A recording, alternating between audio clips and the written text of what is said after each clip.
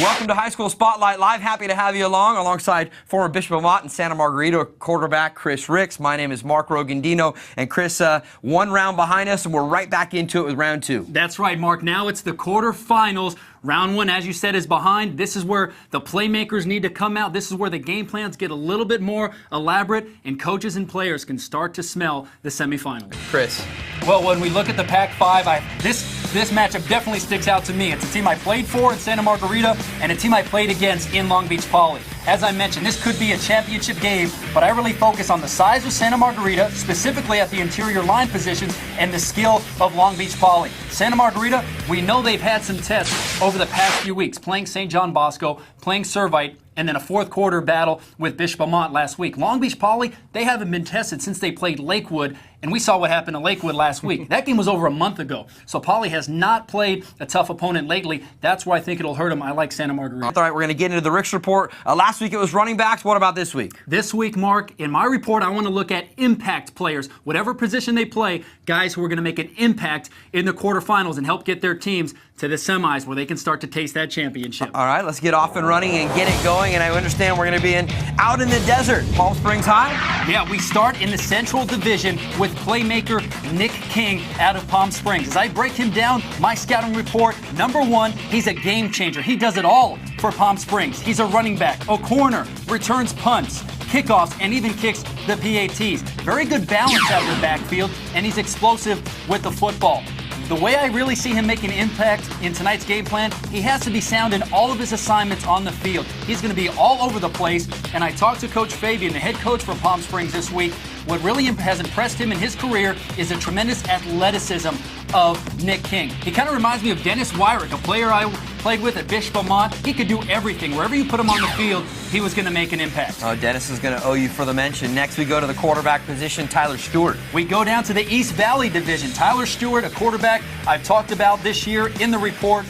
Quarterback for Sierra Canyon. This guy is someone who really impresses me. Superior arm strength. He's very mechanically sound. Not only credit Coach Ellinghouse, but Coach Steve Clarkson, his private coach, with the fundamentals throughout his career. The way I see him making an impact tonight, he has to get his offense in the right situation. That's checks, that's audibles, and also hitting his hots when the blitz comes. Mark Ertz for Ontario Christian and other playmakers are going to be coming, putting pressure on Tyler Stewart, and Coach Ellinghouse told me that this guy has come a long way in the past 3 years. Let's continue with the quarterback theme, and we go to Arroyo's quarterback. I'd say the guy not only out of the Mid-Valley Division, but in the San Gabriel Valley. One of, if not the best quarterbacks, Steven Rivera. Very passionate, tremendous athlete, and he's very versatile. Another guy who's going to be all over the field.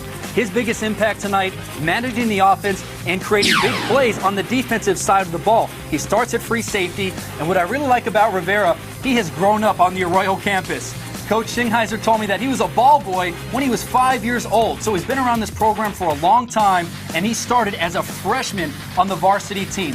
Check out these numbers. For his career, over 8,000 yards passing, over 90 touchdowns, and he's going to finish in the CIF top 10 in all passing categories. Big-time numbers. We go from the San Gabriel Valley to the Central Coast and Lompoc. Yeah, we go really to the Northwest Division. Lavon Coleman, Scott Kennedy says he's one of, if not the best running back in all of the Southern section right now as a junior. Talking with Coach Jones, he can't say enough about this young man. He's very big, very strong, and he has really good vision. Picture an almost 6-foot running back, 205 pounds, and I'm telling you, watching him on film, I very rarely see one defender taking him down. It takes a couple guys to get Coleman to the ground, and what he prides himself in, yards after contact.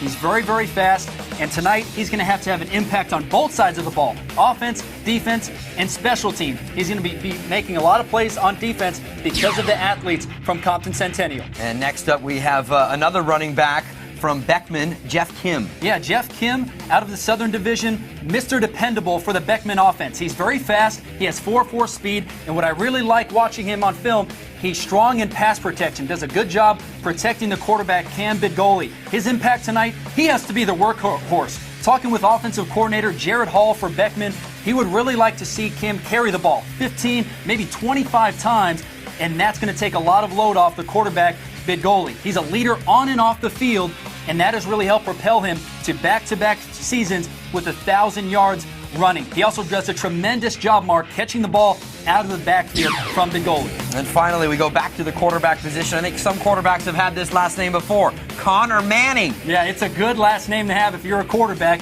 And Connor Manning out of the Southwest Division, quarterback for El Toro. As I look at him on film, he has a very live arm, but also gets rid of the ball very quick, has a quick release. He's smart with the football, only has 5 interceptions on the season with 31 touchdowns.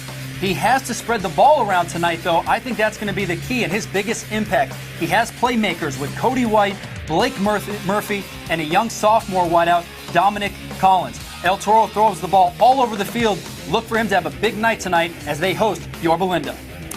That is this week's Ricks Report. Another fine job there, Chris Ricks. It seems like the underlying theme, whether we're talking about quarterbacks or running backs there, is protecting the football. That's the thing that is key in the playoffs. If you really want to get to the semifinals, you have to make not only the big plays, but the smart plays. That's what these guys are going to do tonight.